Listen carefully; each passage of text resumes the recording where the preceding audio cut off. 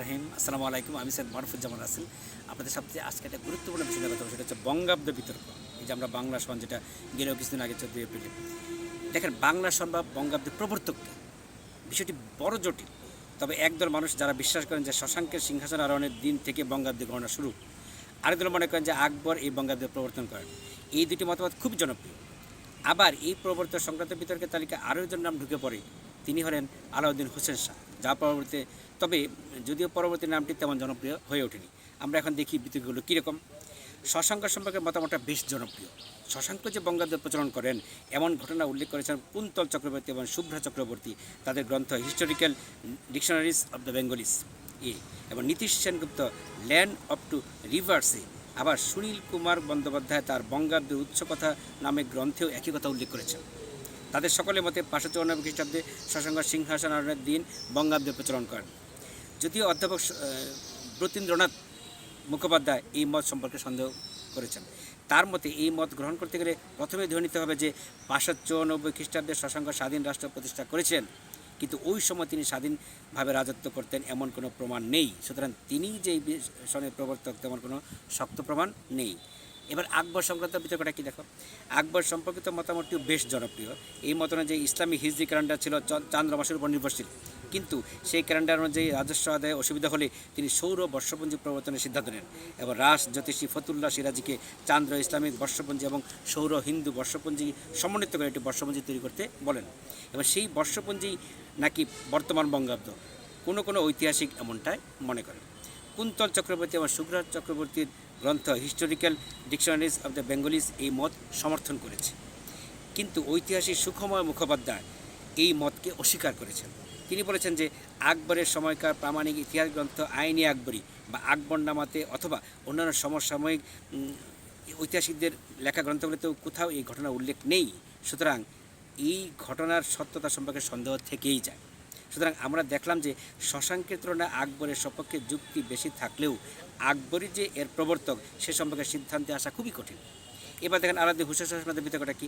যতীন্দ্রমোহন ভট্টাচার্য লিখেছেন সুলতান হোসেন শাহের সময় এই সন প্রচলিত হয়। আবার নীতিশ কে সেনগুপ্তও তার গ্রন্থে আকবর কিংবা হোসেন শাহ এই সন প্রবর্তন করেছিল এমন কথা বলেছেন। যদিও যতীন্দ্রবাবু কোন যুক্তিতে এমন কথা লিখেছিলেন তা তিনি পরিষ্কার করে উল্লেখ করেননি। সুতরাং সেই কারণে এই মতটি ইতিহাসসম্মতভাবে গ্রহণ করতে সমস্যা আছে। সুখময় মুখোপাধ্যায় শারদীয় সংখ্যা 1409-তে মত প্রকাশ করেছেন যে কোনো পুঁথিতে বঙ্গাব্দকে যবনে নিপীতে শকাব্দ বলা হয়েছে, এবং রামগোপাল দাসের রসকল্প পল্লীর পুঁথিতে বঙ্গাব্দকে যাবনী বৎসর বলা হয়েছে।